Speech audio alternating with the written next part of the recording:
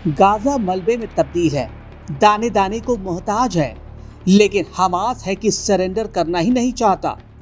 Hamas Israel को धमकी दे रहा है। नेतन्याहू को साफ साफ कह रहा है कि इजराइल को खून से कीमत चुकानी होगी।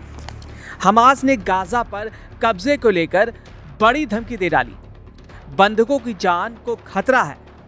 हमास ने गाजा पर हमले के प्लान को लेकर इजराइल को धमकी दी है।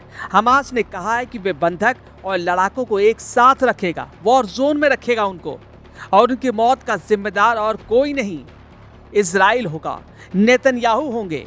हमास इतना बौखला गया है कि अब बंधकों को खत्म करने की धमकी तक दे रहा है। बंधकों की वजह से इजराइल ने पूरे गाजा को खत्म कर दिया है, लेकिन हमास सरेंडर करने के बजाय अब भी सिर उठाने की कोशिश कर रहा है। हमास की सैन्य शाखा के प्रवक्ता अबू ओबैदा ने कहा कि बंधकों के भविष्य के लिए इजरायली सरकार और सेना जिम्मेदार होगी, और चेतावनी दी है कि हमलों में मारे गए किसी भी बंधक की पहचान नाम और तस्वीर से की जाएगी। इजरायली बंधकों को उसके लड़ाकों के साथ युद्ध क्षेत्र में उन्हीं खतरनाक हालात में रखा जा सकता है। हमास ने यह भी कहा कि हम जहां तक हो सके बंधकों की जान बचाएंगे। वे टकराव वाली जगह पर हमारे लड़ाकों के साथ रहेंगे और उन्हीं खतरों का सामना भी करेंगे।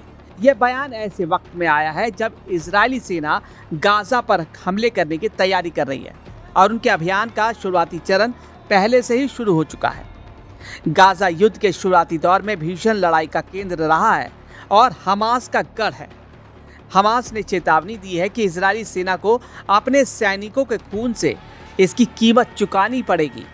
उन्होंने आगे भी अपहरण की आशंका जताई। हमास प्रवक्ता ने कहा कि हमास के लड़ाके पूरी तरह सतर्क हैं और उनका मनोबल मजबूत है। वे इजरायली सेना को कड़ा सबक सिखाएंगे।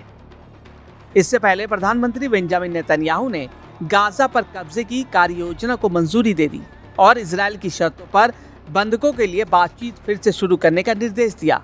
IDF ने लगभग 60,000 रिजर्व सैनिकों को जुटाया है, क्योंकि अक्टूबर 2023 में युद्ध शुरू होने के बाद से इसके सबसे बड़े जमीनी अभियान में से एक होने की उम्मीद है। IDF ने गाजा को युद्ध क्षेत्र घोषित कर दिया है, जो इस युद्ध के अभियान की तीव्रता को दिखाता है।